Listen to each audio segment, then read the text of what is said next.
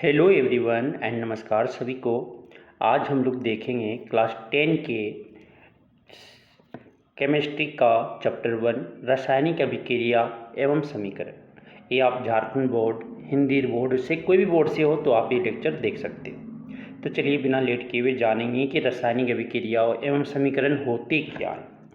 तो सबसे पहले यहाँ पे हम जो समझेंगे वो आप अपने दैनिक जीवन की निम्नलिखित परिस्थितियों पर ध्यान दीजिए कि आप देखते होंगे कि गर्मियों में अगर देखते होंगे कमरे के ताप पे मतलब कि एटम जो कमरा का तापमान है उस पर देखते होंगे कि दूध को अगर खुला छोड़ दिया जाता है तो क्या हो जाते हैं, ये फट जाते हैं। ठीक है, लोहे का तवा तथा तसला अगर हम कील को या अथवा कील को क्या आर्द्र वायुमंडल मतलब ह्यूमिडिटी जिस हवा में पानी है उसमें अगर खुला छोड़ दिया जाता है तो क्या हो जाता है, जंग लग जाता है।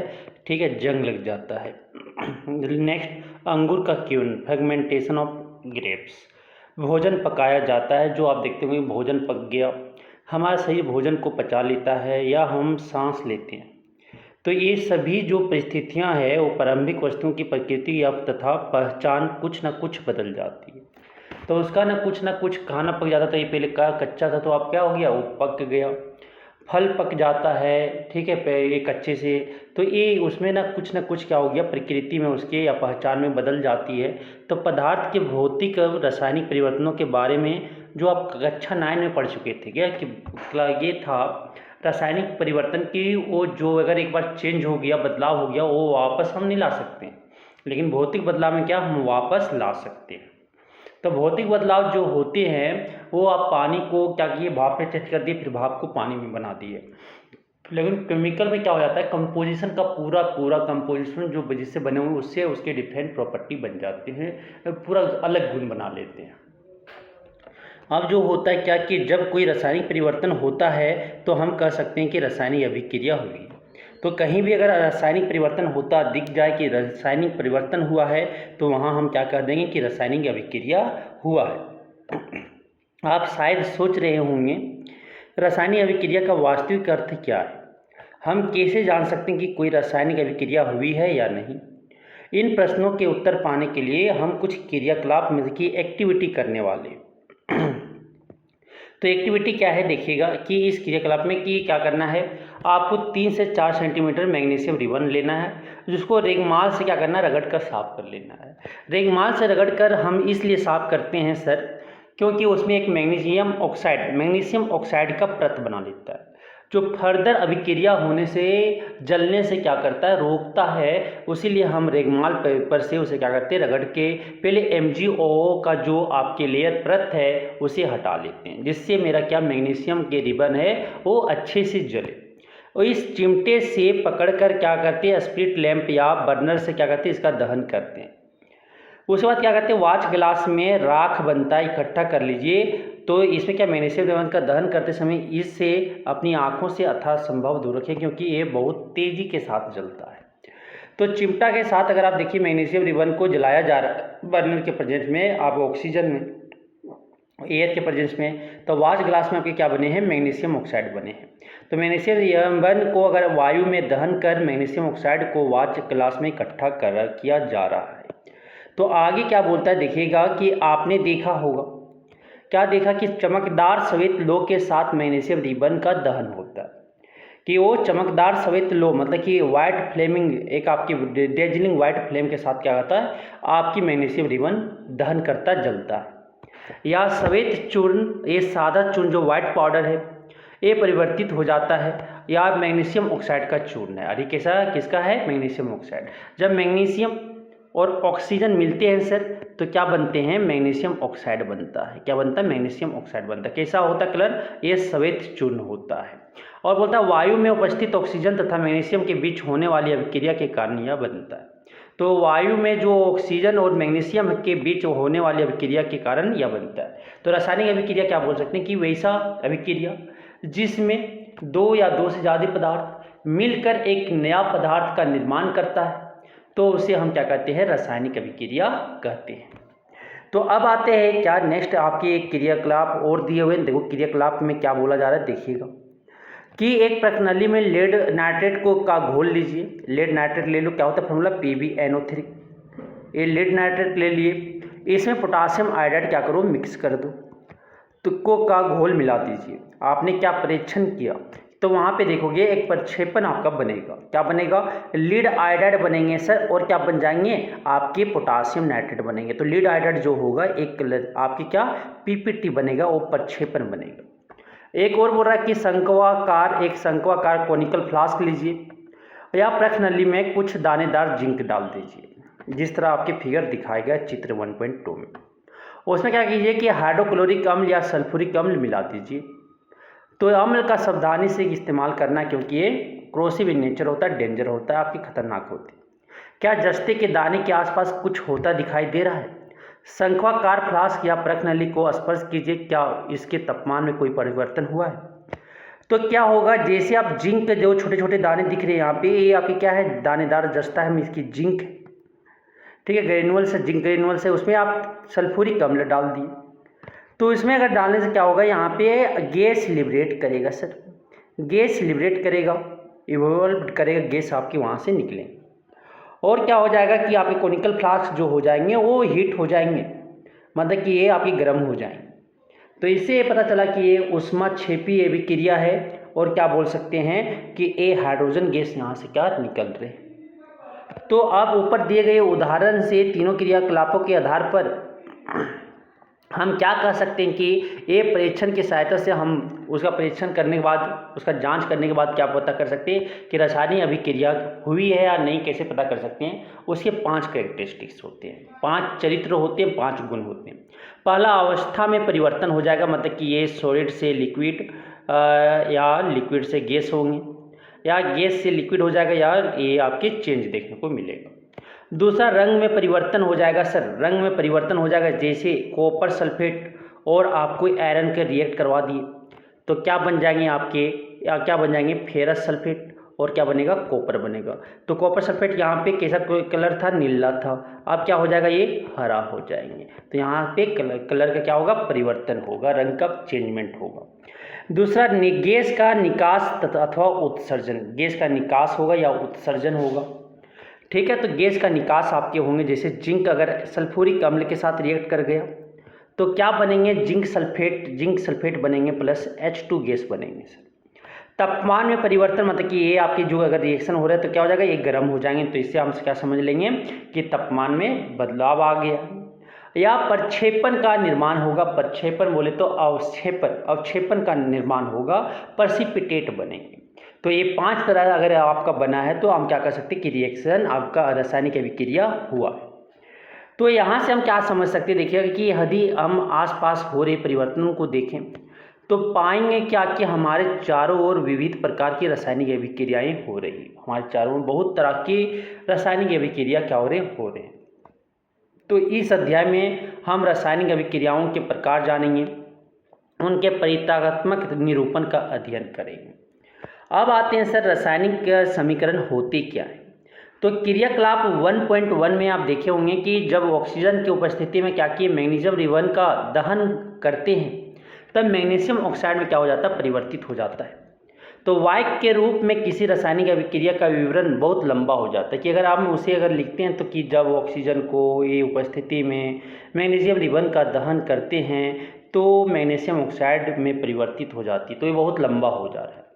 तो वायक के रूप में अगर किसी, तो क्या होता है, बहुत लंबा हो जाता है, तो इसे संक्षिप्त रूप में लिखा जा सकता है। इसे शब्द समीकरण के रूप में लिखना सबसे सरलतम विधि।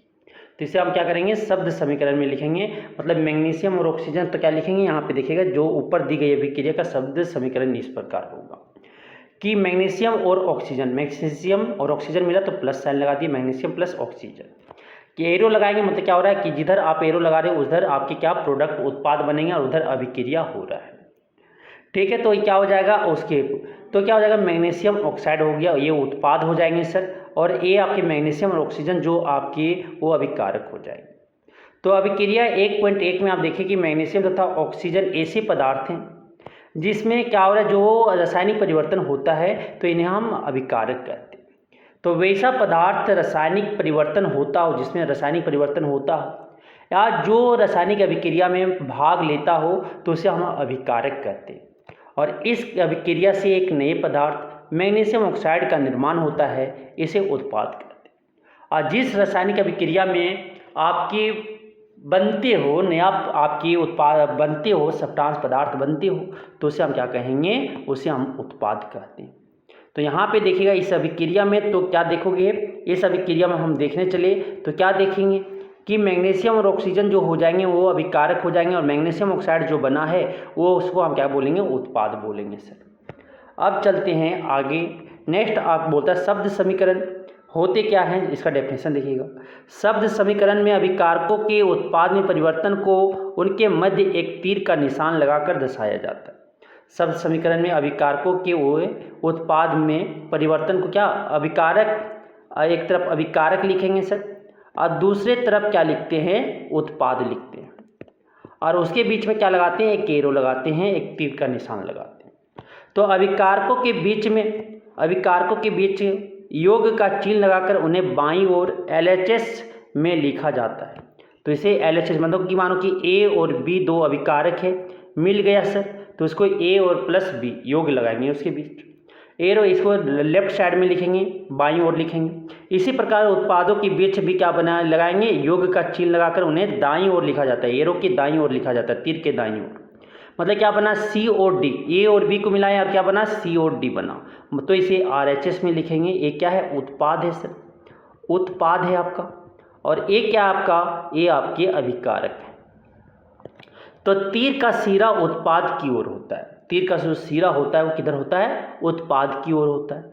यह अभिक्रिया होने की दिशा को दर्शाता है। ये क्या बता रहा है कि किधर अभिक्रिया हो रहा है, वो सिरा, तीर का सिरा वही बताते हैं।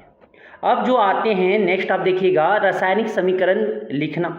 रासायनिक समीकरण को हम कैसे लिखेंगे, तो क्या रासायनिक समीकरण के निरूपण की इससे भी संक्षिप्त विधि है क्या, शब्द समीकरण से क्या दूसरा भी और है, हम इजी से लिख सकते हैं क्या। शब्दों की जगह रासायनिक सूत्र का उपयोग करके रासायनिक समीकरणों को अधिक संक्षिप्त तथा उपयोगी बनाया जा सकता है। तो शब्द समीकरण की जगह पे, शब्दों की जगह पे क्या, सूत्र का उपयोग करके उसे और संक्षिप्त में अधिक संक्षिप्त या उपयोगी बनाया जा सकता है। रासायनिक समीकरण किसी रासायनिक अभिक्रिया को दर्शाता है। रासायनिक समीकरण जो होते हैं वो किसी अभिक्रिया को बताता है, दर्शाता है। यदि आप मैग्नीशियम ऑक्सीजन तथा मैग्नीशियम ऑक्साइड के सूत्रों का स्मरण करें तो उपरोक्त शब्द समीकरण इस प्रकार लिखा जा सकता है क्या, कि मैग्नीशियम का सिंबल जो होता है संकेतिक Mg होता है, ऑक्सीजन का O2 होता है और ये दोनों मिलकर क्या बनाते हैं, मैग्नीशियम ऑक्साइड, मतलब क्या होता है, MgO होता है सर, MgO होते हैं। तो रिएक्शन आपका ये हो जाएगा अब, ठीक है, Mg+, यही क्या है आपका रासायनिक समीकरण है। तीर के निशान के बाईं और दाईं ओर के तत्वों के परमाणुओं की संख्या की गिनती कर उनकी तुलना कर। अगर आप देखोगे तो यहाँ पे मैग्नीशियम 1 है तो मैग्नीशियम इधर राइट साइड भी 1 है, ऑक्सीजन लेफ्ट साइड 2 है तो आप अगर देखोगे राइट साइड में तो 1 है। तो क्या दोनों ओर तत्वों के परमाणु की संख्या समान है क्या, इसमें अगर देखोगे तो क्या तत्वों के जो परमाणु है वो समान है, तो यहाँ देखोगे नहीं। यदि है, यदि अगर होगा दोनों ओर बराबर होंगे तो समीकरण संतुलित है, तो ये क्या हो जाएंगे, संतुलित होंगे। यदि नहीं तो समीकरण असंतुलित है। अगर नहीं है, अगर, ठीक है, अगर दोनों ओर तत्वों के परमाणु की संख्या समान है तो उस समीकरण को हम संतुलित समीकरण कहेंगे। और अगर आपका समीकरण असंतुलित है, तो अगर आपका दोनों ओर तत्वों के परमाणु की संख्या असमान है तो उसे हम असंतुलित समीकरण कहेंगे। तो क्योंकि समीकरण के दोनों ओर का द्रव्यमान बराबर नहीं है, तो समीकरण अगर असंतुलित है तो क्या देखेंगे, यहाँ की दोनों ओर जो आपके द्रव्यमान है समीकरण के दोनों ओर, वो आपके मास जो है वो बराबर नहीं है। तो किसी अभिक्रिया का ऐसा रासायनिक समीकरण ढांचा रासायनिक समीकरण कहलाता है। तो अगर किसी अभिक्रिया का ऐसा रासायनिक समीकरण ढांचा अगर लिख दे तो उसे हम क्या कहेंगे, रासायनिक समीकरण कहेंगे। इस प्रकार समीकरण 1.2 मैग्नीशियम के वायु में जलने का ढांचा समीकरण है। तो Mg+O2 Mg क्या बनाए, ये जो एरो लिख के MgO बनाया वो क्या है 1.2, ये आपका क्या मैग्नीशियम के वायु में जलने का ढांचा समीकरण है। अब देखेंगे आगे जो संतुलित रासायनिक समीकरण का महत्व क्या है ये हम समझेंगे। ये आपकी इम्पॉर्टेंट है, एग्जाम में आती है पॉइंट, कि आपको द्रव्यमान के संरक्षण का नियम स्मरण होगा, क्लास 9 में आप पढ़ के आए होंगे, ठीक है, क्या पढ़ के आए होंगे देखिएगा।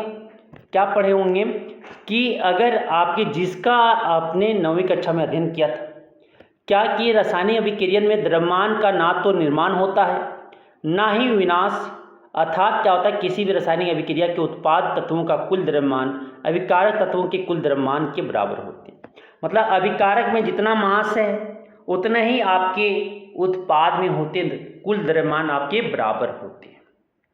ठीक है, तो रासायनिक अभिक्रिया में द्रव्यमान का ना तो निर्माण होता है ना उसे हम विनाश कर सकते।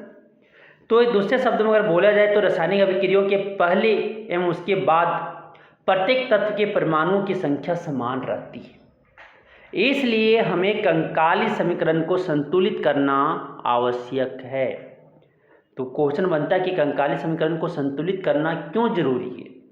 क्यों जरूरी है? क्योंकि रासायनिक अभिक्रिया के अभिकारक और आपके उत्पाद में परमाणुओं की संख्या क्या होना चाहिए? समान होनी चाहिए। इसीलिए हम क्या करते हैं? संतुलित करते हैं। क्या रासायनिक समीकरण संतुलित है? आइए हम रासायनिक समीकरण को चरणबद्ध आपके क्या कहते हैं कि आप स्टेप वाइज क्या करना, बैलेंस करना सीखेंगे। तो आप देखोगे क्रियाकलाप 1.3 के शब्द समीकरण को इस प्रकार दर्शाया जा सकता है। क्या देखिएगा, जिंक को जब सल्फ्यूरिक अम्ल के साथ अभिक्रिया करवाया गया तो जिंक सल्फेट और क्या बने? हाइड्रोजन गैस बने। उपरोक्त शब्द समीकरण को निम्नलिखित रासायनिक समीकरण से दर्शाया जा सकता है। तो जिंक को Zn लिखेंगे सर, और सल्फ्यूरिक अम्ल का फार्मूला क्या होता है? H2SO4 होता। क्या जिंक सल्फेट का क्या बनना? तो जिंक सल्फेट जो बने उसका फार्मूला क्या होता है? सूत्र ZnSO4 होता, प्लस हाइड्रोजन गैस मतलब H2 गैस रिलेटेड करेंगे। अब जो आते हैं सर आगे, आइए समीकरण 1.3 में तीर के निशान के दोनों ओर तत्वों के परमाणु की संख्या तुलना करते हैं। अब संख्या, तत्वों की संख्या दोनों ओर देखते बराबर है। तो जिंक एक है सर, जिंक एक है, एस एक है, सल्फर एक है, ऑक्सीजन 4 है तो ऑक्सीजन 4 है, हाइड्रोजन 2 है तो हाइड्रोजन 2 है। तो ये क्या है? आपका संतुलित अभिक्रिया आपके समीकरण है सर, ये आपके संतुलित समीकरण है। तो कैसे बैलेंस करना है वो देखिएगा। तो तत्व यहाँ पे लिखो, यहाँ अभिकारकों में परमाणुओं की संख्या LHS, यहाँ पे उत्पाद में परमाणुओं की संख्या लिखो। जिंक देखो यहाँ पे क्या है? 1 है सर, यहाँ पे भी क्या 1 है। हाइड्रोजन यहाँ पे 2 है तो यहाँ पे भी आपके 2 है। यहाँ पे सल्फर 1 है तो यहाँ पे भी सल्फर 1 है। ऑक्सीजन यहाँ पे 4 है तो यहाँ पे भी 4 है। तो ये क्या बैलेंस है? ये संतुलित है।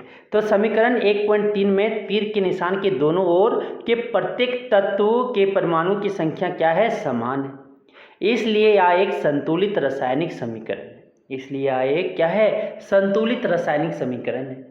अब हम निम्न रासायनिक समीकरण को संतुलित करने का प्रयास करते हैं। जैसे यहाँ पे Fe आयरन को, लोहा को जब जल के साथ अभिक्रिया करवाते हैं तो Fe3O4 और क्या बनता है? हाइड्रोजन गैस बनता है। तो इसमें अगर देखोगे तो आयरन 1 है लेफ्ट साइड में और राइट साइड में कितना? 3 है सर। और इधर हाइड्रोजन 2 है तो इधर हाइड्रोजन 2 है। ऑक्सीजन 3 है, इधर 1 है तो इधर कितना? 4 है। तो कैसे बैलेंस करते हैं, संतुलित करते हैं, वो चरणबद्ध हम लोग सीखेंगे। पहला चरण में जो बोला गया वो क्या बोला गया? पहला चरण में देखिएगा, रासायनिक समीकरण को संतुलित करने के लिए सबसे पहले प्रत्येक सूत्र के चारों ओर एक बॉक्स बना लीजिए। जैसे आपके बॉक्स बनाए गए ना, आयरन पे, लोहा पे देखो एक बॉक्स बनाया गया, H2O पर जैसे बॉक्स बनाया गया वैसे बनाना है, F3O4 पे जैसे बनाया गया बॉक्स वैसे, हाइड्रोजन पे वैसे। समीकरण को संतुलित करते समय बॉक्स के अंदर कुछ भी परिवर्तन नहीं करना है। तो बॉक्स के अंदर हमें कोई छेड़छाड़ नहीं करना है, इसके नीचे नहीं, जो भी लिखना है यहाँ पे लिखेंगे, यहाँ पे लिखेंगे नंबर, यहाँ पे लिखेंगे, यहाँ पे लिखेंगे, उसके अंदर से कोई छेड़छाड़ नहीं करना है। ये बॉक्स बंद हो गया, ये बॉक्स के अंदर बाहर जो भी करना है कर लो, लेकिन अंदर कुछ नहीं करना, हमेशा बाईं ओर करना, दाईं ओर नहीं। अब देखिएगा क्या करना है चरण 2 में कि असंतुलित समीकरण 1.5 में उपस्थित विभिन्न तत्वों को परमाणुओं की संख्या की सूची बना लीजिए। यहाँ तत्व लिखिए सर, यहाँ अभिकारकों में परमाणुओं की संख्या लिखिए, यहाँ पे उत्पाद में परमाणुओं की संख्या लिखिए। तो क्या यहाँ पे आयरन है, हाइड्रोजन है, ऑक्सीजन है। तो LHS में हाइड्रोजन क्या है? लोहा 1 है सर, और आपके RHS में कितने हैं? 3 हैं। फिर आगे आप इधर देखो, इधर जो आपके बोल रहे हैं क्या कि इधर हाइड्रोजन आपके 2 हैं, इधर आपका भी 2 है, इधर आपके ऑक्सीजन क्या LHS में 1 है और इधर कितना है? 4 है। तो 4 दिख रहे ना, 4 इसके 4 अकेला है, इसका नहीं है। अगर इधर लिखा है तो दोनों का है। अब आगे देखिएगा क्या बोला है। अब है चरण 3 में क्या करना है। चरण 3 में कि सुविधा के लिए सबसे अधिक परमाणु वाले यौगिक को पहले संतुलित कीजिए। कि सुविधा के लिए जो सबसे ज़्यादा अधिक परमाणु जिस यौगिक में, उसको सबसे पहले क्या करना है, संतुलित करना है। वह अभिकारक हो या उत्पाद, वो कहीं से भी हो, आप ले लो। उस यौगिक में आप देखना सबसे अधिक परमाणु वाले तत्व को चुनिए। इस आधार पर हम Fe3O4 और उसके ऑक्सीजन तत्व को चुनते हैं। और इस आधार पर सबसे अधिक वाला तो Fe3O4 पे है और उसमें ऑक्सीजन सबसे ज़्यादा है। ठीक है, दाईं ओर ऑक्सीजन के 4 परमाणु है जबकि बाईं ओर केवल 1। तो ऑक्सीजन परमाणु को संतुलित करने के लिए तो ऑक्सीजन के परमाणु अभिकारकों में, उत्पादों में। तो शुरू में जो था H2O में 1 है और Fe3O4 में कितना है, 4 है। तो क्या करते हैं, संतुलित करने के लिए इसमें 1 × 4 कर देते हैं। और इसमें तो 4 तो पहले ऑक्सीजन बैलेंस हो गया। अब याद रखना है, याद रखना जरूरी है, परमाणु की संख्या को बराबर करने के लिए हम अभिक्रिया में शामिल तत्वों तथा यौगिकों के सूत्रों को नहीं बदल सकते हैं। कि ये सूत्र हम नहीं बदलेंगे, जो भी 4 लगाना है ना तो ये फ्रंट में लगेगा इसका। जैसे कि ऑक्सीजन परमाणु को संतुलित करने के लिए हम 4 गुणांक लगाकर 4H2O लिखेंगे। क्या लिखेंगे, 4H2O लिखेंगे, लिख सकते हैं, लेकिन H2O4 या H2O4 नहीं लिख सकते हैं, ऐसे नहीं लिख सकते हैं, बॉक्स के पहले लिखेंगे, इससे छेड़छाड़ नहीं करना। तो आंशिक रूप से संतुलित समीकरण अब इस प्रकार होगा। क्या होगा देखिएगा, तो क्या हो जाएगा, Fe ये बॉक्स में था प्लस 4AH2O हो जाएंगे।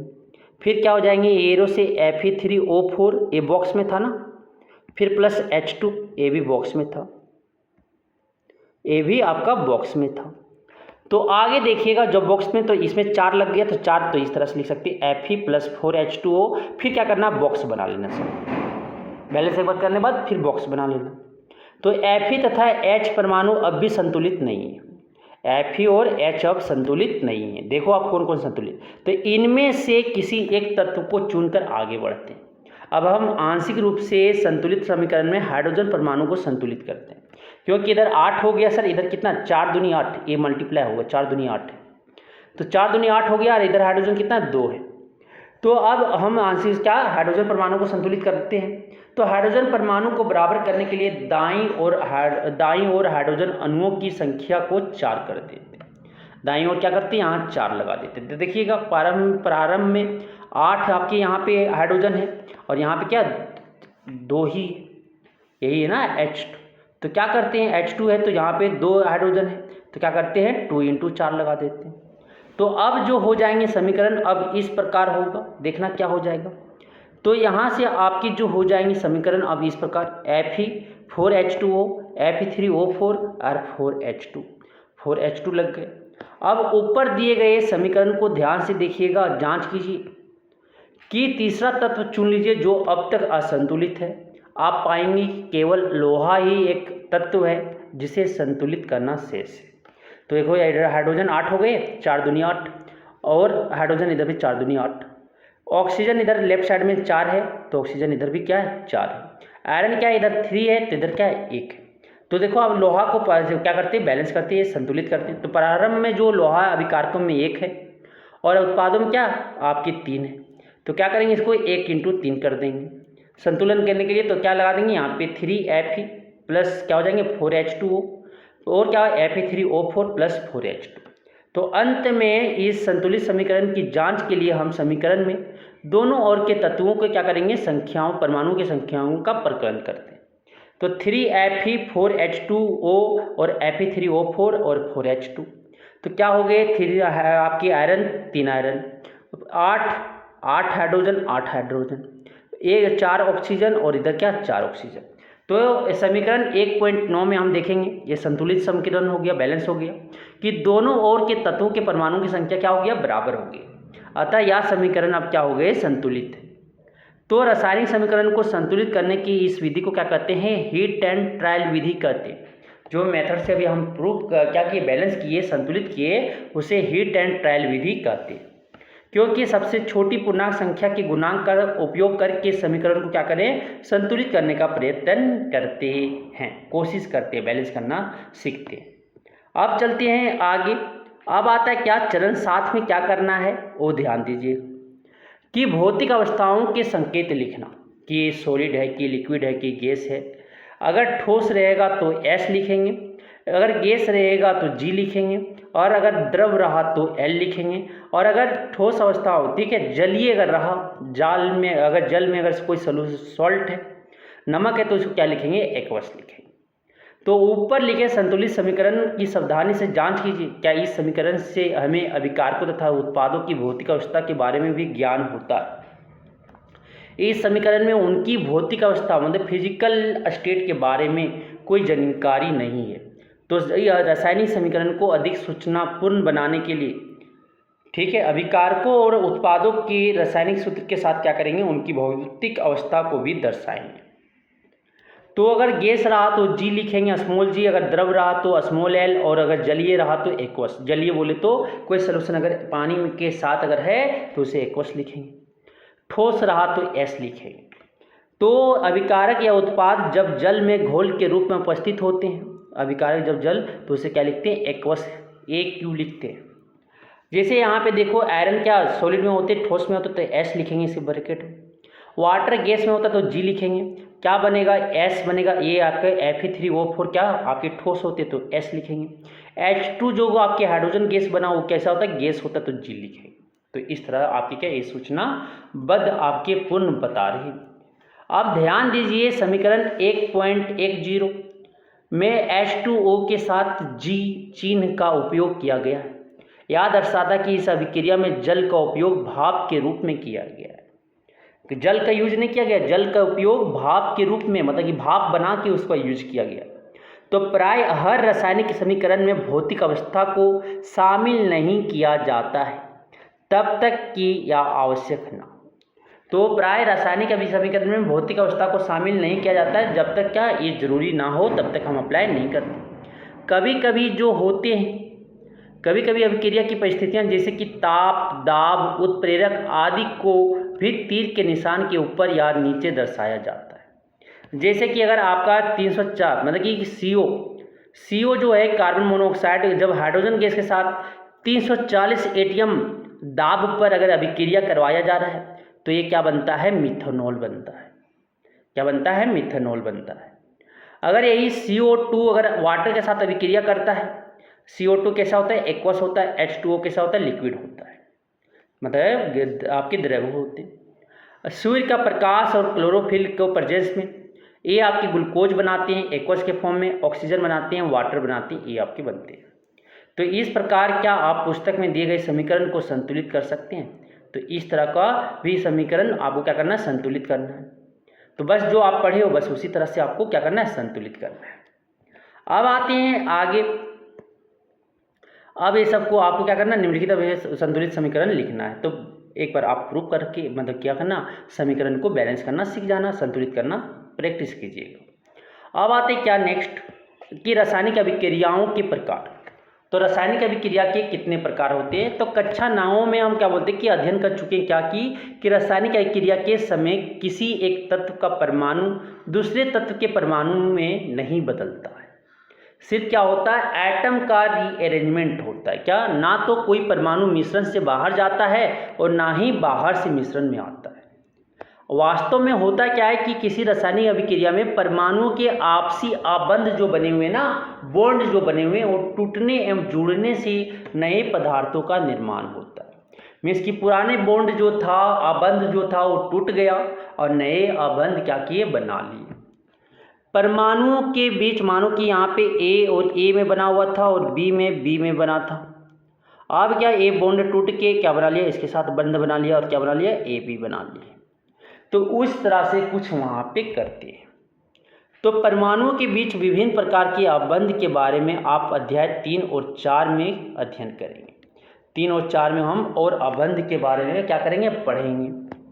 ठीक है। अब आता क्या, संयोजन अभिक्रिया। तो आपके रासायनिक अभिक्रिया का जो प्रकार है वो सबसे पहले संयोजन अभिक्रिया आता है, फिर विघटन अभिक्रिया आता है, फिर आपकी विस्थापन अभिक्रिया आते हैं, फिर द्विविस्थापन अभिक्रिया आते हैं, ठीक है। फिर उसके बाद आपके जो आते हैं वो रिडॉक्स अभिक्रिया आती है।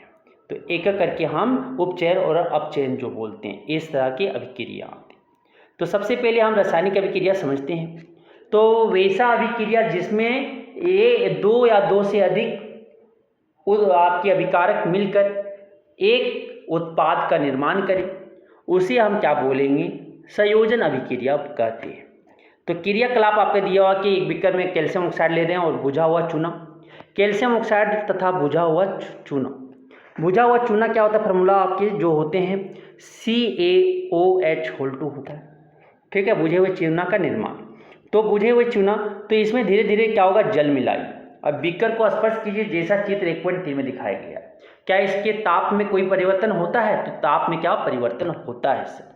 तो क्या होता है, ये आपकी ऊष्मा क्षेपी अभिक्रिया, जिससे आपकी ऊष्मा क्या हो, क्षेप बाहर निकली, रिलीज हो, ठीक है, जो ऊष्मा का उत्पन्न करता है उसमें हम क्या बोलते हैं, ऊष्मा क्षेपी अभिक्रिया करते हैं, ठीक है। तो कैल्शियम ऑक्साइड जल के साथ तीव्रता से अभिक्रिया करके बुझे हुए चूने, कैल्शियम हाइड्रोक्साइड, बुझे हुए चूना कॉमन नाम है। कैल्शियम ऑक्साइड जल के साथ अगर अभिक्रिया करता है तो ये क्या बनाता है, निर्माण करके अधिक मात्रा में ऊष्मा उत्पन्न करता है।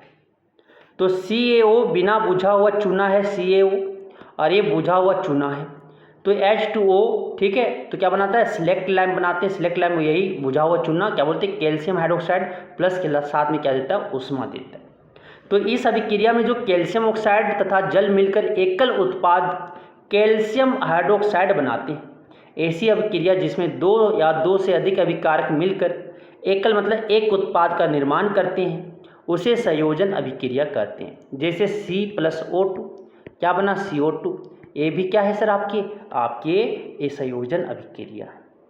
मतलब कि A और B मिलके C बनाए, एक उत्पाद बनाए, तो उसे हम क्या बोलेंगे, ये आपका संयोजन अभिक्रिया कहेंगे। तो ऊपर की अभिक्रिया में निर्मित बुझे हुए चूने के विलयन का उपयोग दीवारों की सफ़ेदी करने के लिए किया जाता है। जो चूना का पानी है ना, वो आपकी सफ़ेदी के लिए, दीवार की सफ़ेदी करने के लिए किया जाता है। कैल्शियम हाइड्रोक्साइड वायु में उपस्थित कार्बन डाइऑक्साइड के साथ धीमी गति से अभिक्रिया करके दीवारों पर कैल्शियम कार्बोनेट की एक पतली परत बना देते हैं। तो कैल्शियम हाइड्रोक्साइड जो है वायु के, जो कार्बन डाइऑक्साइड उपस्थित है वायु में, उसके साथ धीमी प्रतिक्रिया करके 2-4 दिन के बाद देखते होंगे एक कैल्शियम कार्बोनेट की पतली परत बना देता है, जो सफ़ेदी करने के 2-3 दिन बाद कैल्शियम कार्बोनेट का निर्माण होता है। इससे दीवारों पर क्या आ जाता है, चमक आ जाती है। रोचक बात यह है कि संगमरमर का रासायनिक सूत्र भी कैल्शियम कार्बोनेट है।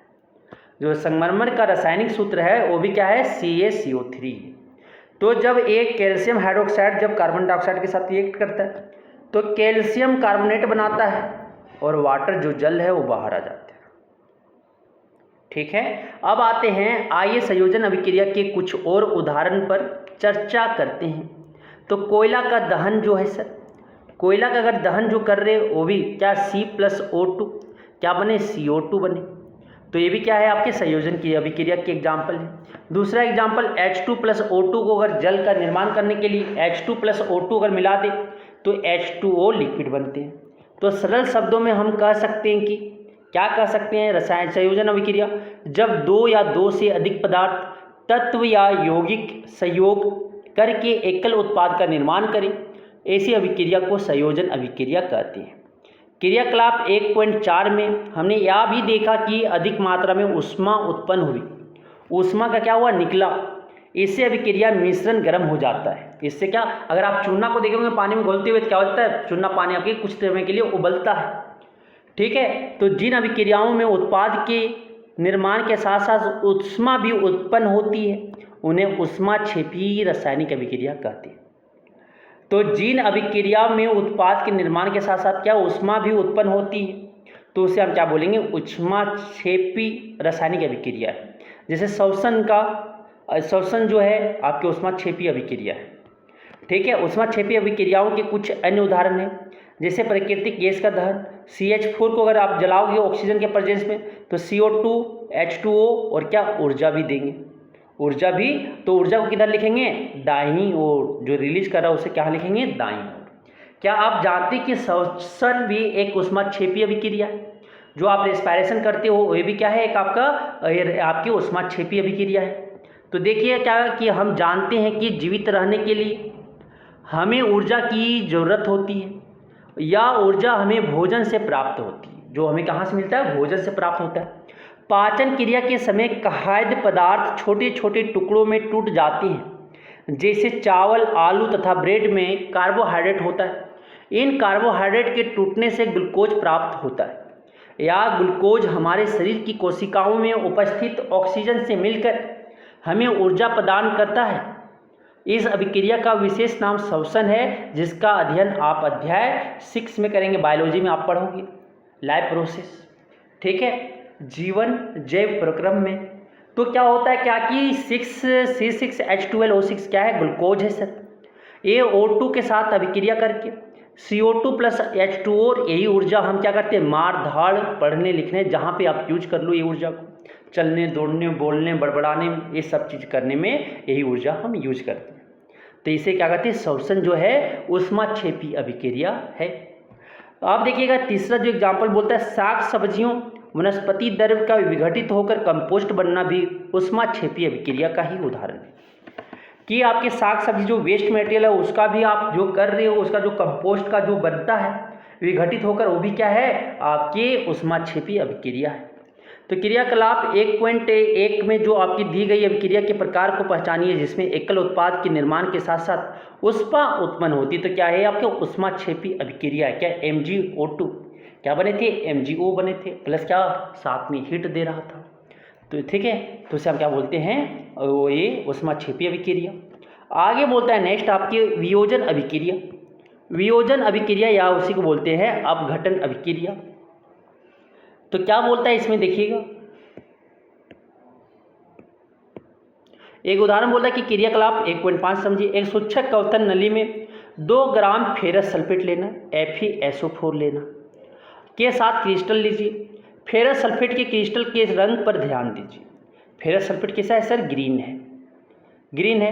कवथन नली को बर्नर या स्प्रिट लैंप की ज्वाला पर क्या कीजिए, गर्म कीजिए, जैसे आपको किया जा रहा है। तो यहाँ पे देखोगे क्या, जैसा चित्र 1.4 में दिखाया गया है, गर्म करने के बाद क्रिस्टल के रंग में कुछ आपको टूटने को मिलेंगे। तो वहाँ से जो उत्पन्न होगा वो देखिएगा, ठीक है, क्या क्या मिलेंगी मेरा रिएक्शन में, वो आपके क्या, तो क्या आपने ध्यान दिया कि फेरस सल्फेट क्रिस्टल के हरे रंग में परिवर्तन हुआ है। सल्फर के दहन से उत्पन्न उस अभिलाक्षणिक विशिष्ट गंध को भी आप सूंघ सकते हैं। तो यहाँ पे FeSO4 जब फेरस सल्फेट जो अगर ठोस में था, उष्मा दिए, उसमें उष्मा देना पड़ रहा है उसको तोड़ने के लिए, तो ये क्या आपके बने, फेरिक ऑक्साइड बने, Fe2O3 बने। ये फेरिक ऑक्साइड है सर, इसका वैलेंसी क्या +3 है, इसका वैलेंसी क्या है +2। इस आयरन का वैलेंसी +2, ये क्या है Fe +3 है, प्लस SO2 सल्फर डाइऑक्साइड और सल्फर ट्राइऑक्साइड आपके गैस मिलेंगे। तो फेरस सल्फेट को जब आप तोड़ोगे उष्मा के प्रेजेंस में, तो मतलब कि क्या होता है आपकी वियोजन अभिक्रिया। जब एक सिंगल आपकी अभिकारक 2 या 2 से ज़्यादा उत्पाद में टूटे, तो उसे हम क्या बोलते हैं, वियोजन अभिक्रिया कहते हैं। तो आप देख सकते हैं कि इस अभिक्रिया में एकल अभिकारक टूटकर छोटे छोटे उत्पाद प्रदान करता है, या एक वियोजन अभिक्रिया है, और उसे हम क्या बोलेंगे, वियोजन अभिक्रिया बोलेंगे या अपघटन अभिक्रिया बोलेंगे।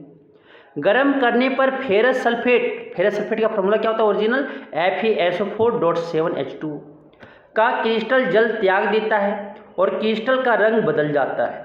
इसके उपरांत या ferric oxide Fe2O3, sulphur dioxide SO2, sulphur trioxide SO3 में वियोजित हो जाता है, चेंज हो जाता है, बदलाव हो जाता है। फेरिक ऑक्साइड कैसा होता है, ठोस होता है, जबकि SO2 और SO3 क्या होते हैं, गैसीय होते। तो उष्मा देने पर कैल्शियम कार्बोनेट का कैल्शियम ऑक्साइड तथा कार्बन डाइऑक्साइड में वियोजित होना एक प्रमुख वियोजन अभिक्रिया है, जिसका उपयोग विभिन्न उद्योगों में होता है। कैल्शियम ऑक्साइड को चूना या बिना बूझा हुआ चूना कहते हैं।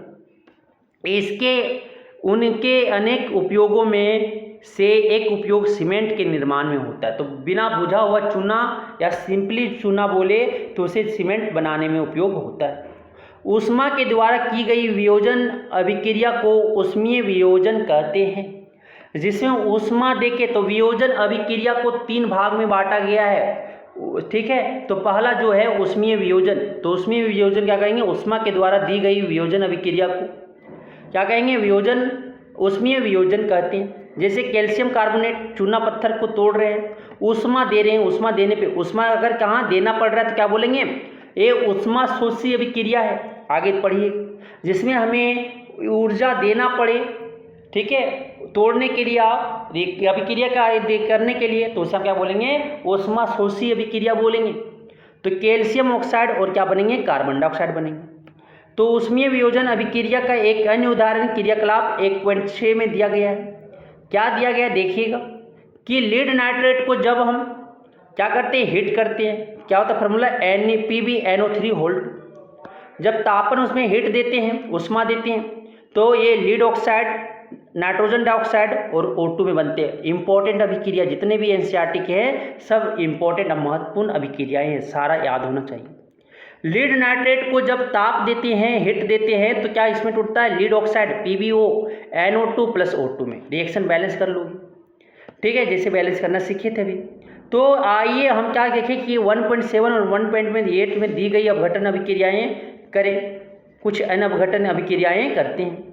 तो क्या होता है कि ये जो आवयव का अभिक्रिया हो रहा है उसे हम क्या बोलते हैं, इसका क्या बोलते हैं, विद्युतीय आपका विघटन, अपघटन या आपका वियोजन।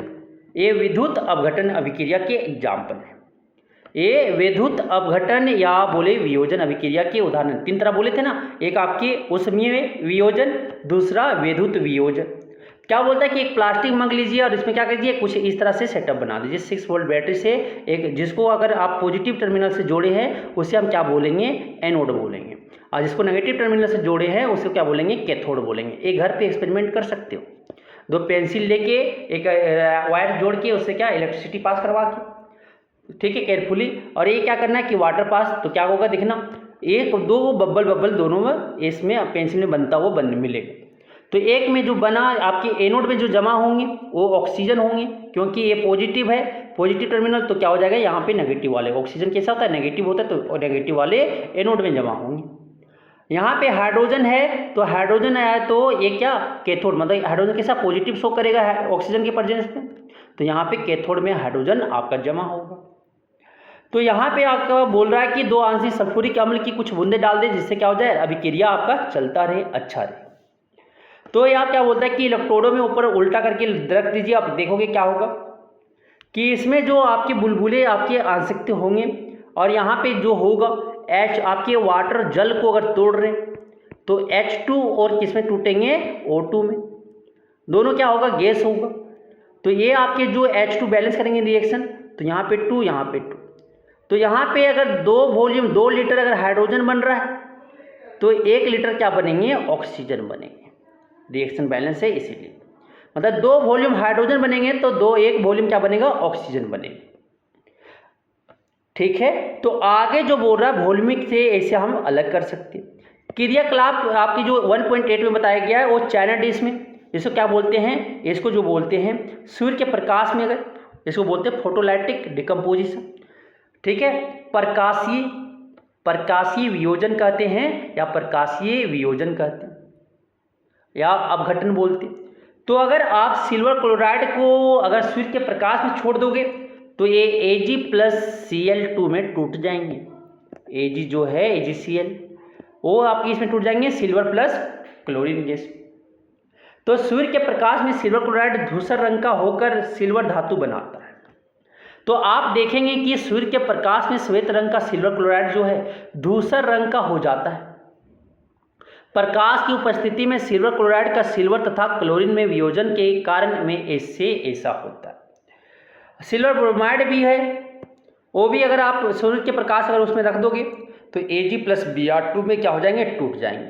तो ऊपर दी गई अभिक्रिया का उपयोग स्वयं श्वेत फोटोग्राफी में किया जाता है, जो ब्लैक एंड व्हाइट फोटोग्राफी होता है ना उसमें यूज किया जाता है, यही वाला आपके, ठीक है। तो अब होता है इसका इंपॉर्टेंट पूछ सकता है कि आपके जो प्रकाशीय वियोजन का अभिक्रिया है कहाँ पे यूज होता है सिल्वर ब्रोमाइड वगैरह का, तो ये श्याम श्वेत फोटोग्राफी में। तो किस प्रकार की ऊर्जा के कारण यह वियोजन अभिक्रिया होती है, तो किस प्रकार की ऊर्जा के कारण यह वियोजन अभिक्रिया होता है, तो क्या बोलता है कि हमने देखा कि वियोजन अभिक्रिया में अभिकारकों को तोड़ने के लिए ऊष्मा, प्रकाश या विद्युत ऊर्जा की जरूरत होती है। अगर हम अभिकारकों को तोड़ना चाहते हैं तो उसमें हमें ऊष्मा या प्रकाश या विद्युत ऊर्जा देना पड़ता है। जिन अभिक्रियाओं में ऊर्जा अवशोषित होती है, मतलब कि ऊर्जा क्या करे, सोखता हो अपने अंदर, तो उसे हम क्या बोलेंगे, ऊष्मा शोषी अभिक्रिया कहते हैं। तो फोटोसिंथेसिस देखे होंगे, तो ये जो होती है ना, ये आपके ऊष्मा शोषी अभिक्रिया होते हैं। ये सारे एग्जाम्पल ऊष्मा शोषी अभिक्रिया के हैं। अब आगे आते हैं, अब आगे जो आते हैं देखिएगा, विस्थापन अभिक्रिया। विस्थापन अभिक्रिया होते क्या देखिएगा कि यहाँ पे कॉपर सल्फेट था, कॉपर सल्फेट, अगर कॉपर सल्फेट था, कैसा कलर है, नीला कलर है सर, नीला कलर है। इसमें जैसे आयरन डालोगे क्या करेगा, आयरन सल्फेट बना लेगा, FeSO4 बना लेगा और कॉपर को बाहर कर देगा, मीन्स कि ये हरा हो जाएगा। तो क्या हुआ कि आयरन जो है, यहाँ पे लोहा जो है ज़्यादा अभिक्रिया है किससे, कॉपर से, इसीलिए क्या किया, आयरन जो है, लोहा जो है कॉपर सल्फेट से कॉपर को डिस्प्लेस कर दिया, भगा दिया, और आयरन जाके वहाँ पे बैठ गया। तो इस अभिक्रिया को हम जो बोलते हैं विस्थापन अभिक्रिया कहते हैं। क्या बोलते हैं, विस्थापन अभिक्रिया कहते हैं। तो होता क्या है, तो देखिएगा यहाँ पे क्या बोल रहा है कि लोहे की कील का रंग भूरा क्यों हो गया तथा कॉपर सल्फेट के विलयन का नीला रंग मालिन क्यों पड़ गया। ठीक है, तो यहाँ पे क्या बोला जा रहा है कि इस क्रियाकलाप में निम्नलिखित अभिक्रिया हुई। Fe जो है कॉपर सल्फेट से रिएक्ट करके, अभिक्रिया करके फेरस सल्फेट FeSO4 और क्या Cu बना लिया। इस अभिक्रिया में लोहे आयरन ने दूसरे तत्व कॉपर को कॉपर सल्फेट के विलयन से विस्थापित कर दिया या हटा दिया। इस अभिक्रिया को विस्थापन अभिक्रिया कहते हैं। तो क्या बोलोगे, वैसा अभिक्रिया जिसमें अधिक अभिक्रियाशील धातु, ठीक है, कम अभिक्रियाशील धातु को उसके सॉल्यूशन, सॉल्ट सॉल्यूशन या बोले लवण, ठीक है, उसके लवण से क्या करें, हटा दे, तो उस अभिक्रिया को हम विस्थापन अभिक्रिया कहते हैं। तो और एग्जाम्पल देखिएगा, जिंक जब कॉपर सल्फेट से रिएक्ट किया तो क्या बना लिया, जिंक सल्फेट और कॉपर। तो यहाँ से क्या कर सकते हैं, जिंक जो है अधिक अभिक्रियाशील है किससे, कॉपर से। लीड देखिएगा, लीड जो है कॉपर क्लोराइड से रिएक्ट करके लीड आपकी क्लोराइड बना लिए और कॉपर को डिस्प्लेस कर दिया। तो जिंक तथा लीड जो है कॉपर की अपेक्षा अधिक अभिक्रियाशील धातु है, तत्व है, वे कॉपर को उसकी यौगिक से क्या कर देते हैं, विस्थापित कर देते हैं। अब आते हैं नेक्स्ट, द्विविस्थापन अभिक्रिया। द्विविस्थापन अभिक्रिया, तो ये क्या होता है, क्या देखिएगा, क्या सोडियम सल्फेट और बेरियम क्लोराइड का रिएक्शन करवाया गया। सोडियम सल्फेट और बेरियम क्लोराइड का रिएक्शन करवाया गया, तो क्या होता है, तो यहाँ पे सोडियम क्लोराइड बना लिया प्लस क्या बेरियम सल्फेट बना लिया और एक ऐसा श्वेत पीपीटी अवक्षेपण निर्माण की। तो वैसा अभिक्रिया जिसमें आयनों का आदान प्रदान हो, तो उस अभिक्रिया को हम द्विस्थापन अभिक्रिया कहते हैं। तो आप देखेंगे कि श्वेत रंग के एक पदार्थ का निर्माण होता है जो जल में अविलेय है, इस अविलेय पदार्थ को अवक्षेप कहते हैं। जिस अभिक्रिया में अवक्षेप का निर्माण होता है उसे अवक्षेपण अभिक्रिया कहते हैं, और जो जल में अविलेय, जो लवण आपके जल में अविलेय होते हैं, ठीक है, उसे अवक्षेप कहते हैं। जिस अभिक्रिया में अवक्षेप का निर्माण होता है उसे अवक्षेपण अभिक्रिया कहते हैं। ठीक है, जो जिस अभिक्रिया में अवक्षेप का निर्माण हो उस अभिक्रिया को हम अवक्षेपण अभिक्रिया कहते हैं।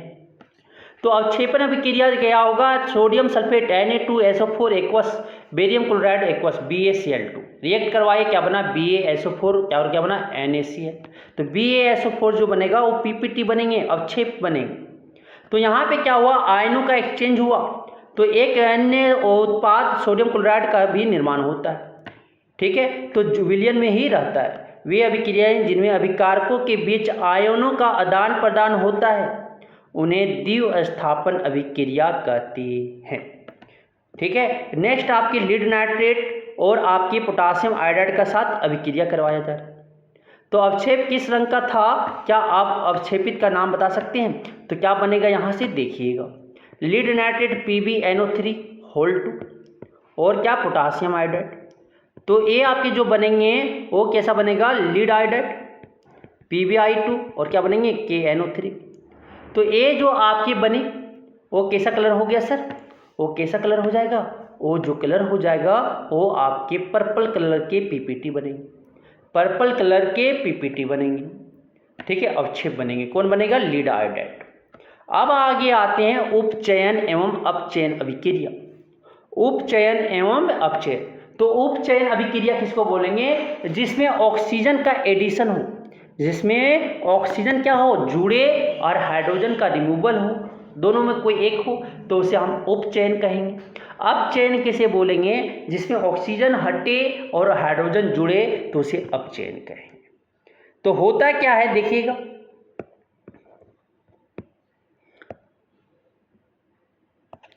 होता क्या है देखिएगा कि कॉपर चूर्ण की सतह पर कॉपर ऑक्साइड की काली परत चढ़ जाती है, या काला पदार्थ क्यों बना, तो यहाँ कॉपर ऑक्साइड कॉपर में ऑक्सीजन के योग से बनता है। तो कॉपर जब ऑक्सीजन के साथ ताप देते हैं, तापन, तो क्या हो, एक कॉपर ऑक्साइड बन जाते हैं। तो ये अभिक्रिया क्या है, उपचयन अभिक्रिया के एग्जाम्पल। ऑक्सीजन का क्या हुआ, जुड़ा, ऑक्सीजन ना जुड़ा, तो इसे हम बोलेंगे उपचयन। यदि इस गर्म पदार्थ CuO के ऊपर हाइड्रोजन गैस प्रवाहित की जाए तो सतह की काली परत भूरे रंग की हो जाती है, क्योंकि इस स्थिति में विपरीत अभिक्रिया संपन्न होती है तथा कॉपर प्राप्त होता है। तो कॉपर ऑक्साइड यहाँ से अगर हाइड्रोजन गैस से रिएक्ट कर, तो हाइड्रोजन मोर रिएक्टिव है किससे, कॉपर से, इसलिए कॉपर को क्या कर दिया, कॉपर जो है आपके कॉपर से ऑक्सीजन हट गए, हाइड्रोजन में ऑक्सीजन जुड़ गए। तो यहाँ पे जो हुआ कॉपर ए जो हुए ऑक्सीजन का हटना, उपचयन कहलाएंगे सर, उपचयन कहलाएंगे। और अगर ऑक्सीजन का ऐड हुआ यहाँ पे,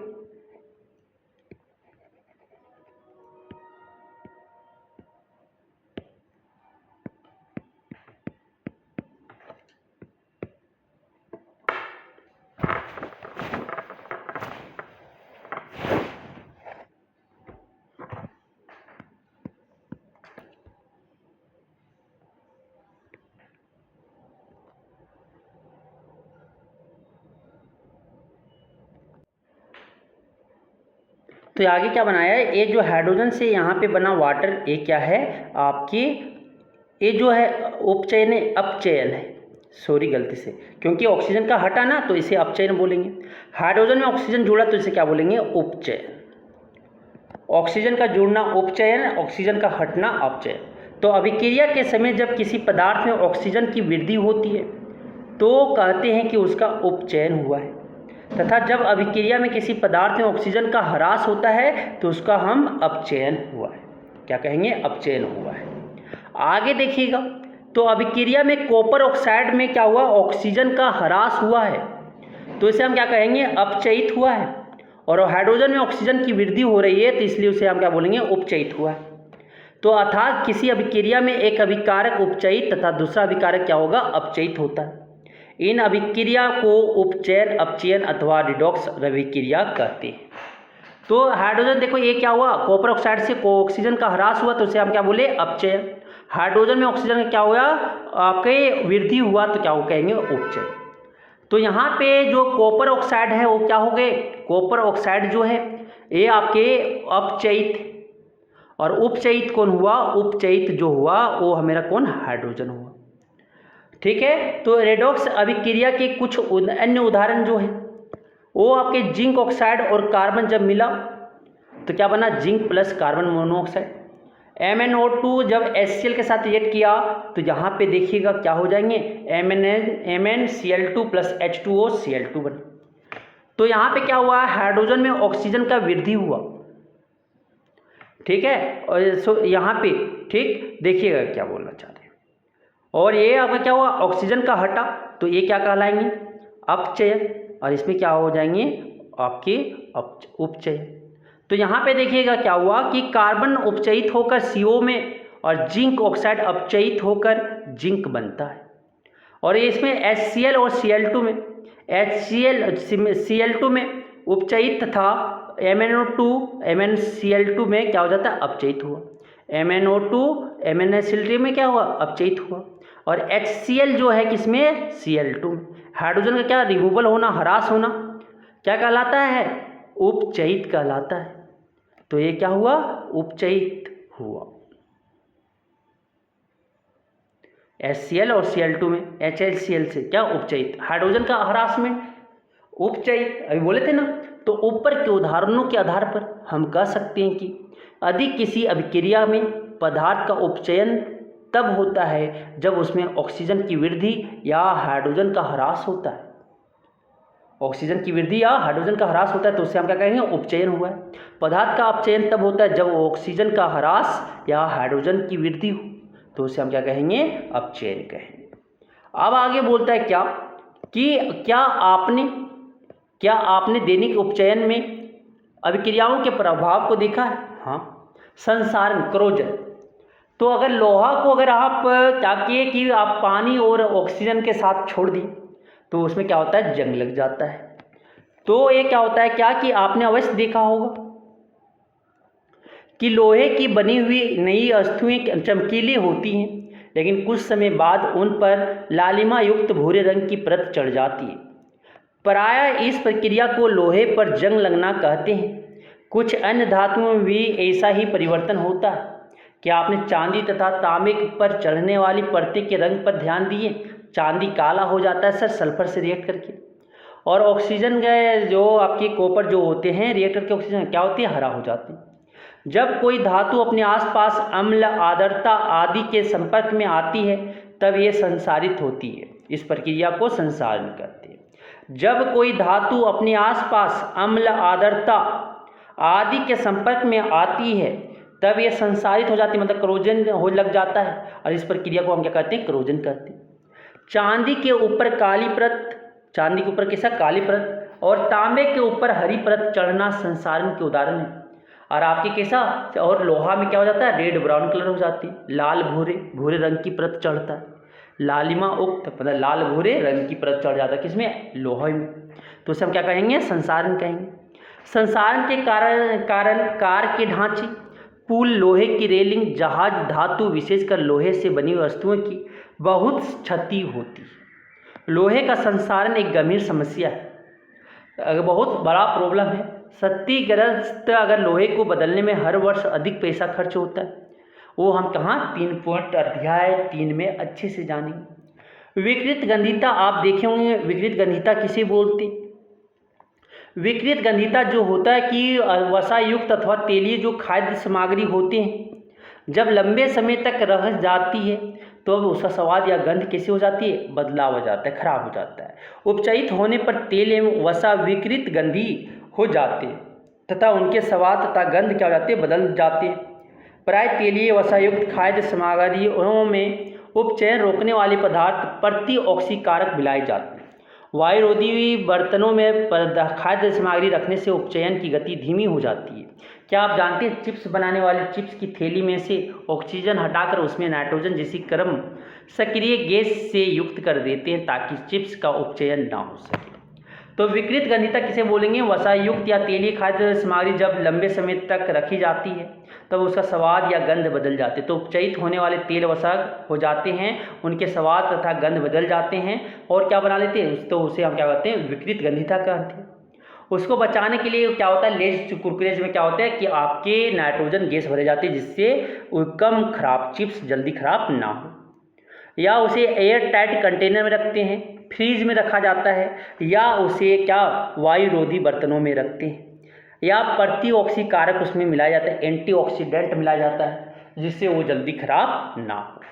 तो हम आज देखिए रासायनिक अभिक्रिया एवं समीकरण के इम्पोर्टेंट जितने भी थे वो सारी चीज़ हम देख चुके हैं। अगर किन्हीं को कोई तरह की रिलेटेड अगर ये आपको वीडियोस है तो आप क्वेश्चंस ज़रूर करें ठीक है। और ऐसा सीरीज हम ये चैनल पे पूरे केमिस्ट्री, मैथ्स और आपके साइंस का जो बायोलॉजी, फिजिक्स सारे आएंगे। तो ये अपने दोस्तों के साथ अवश्य शेयर करें। धन्यवाद।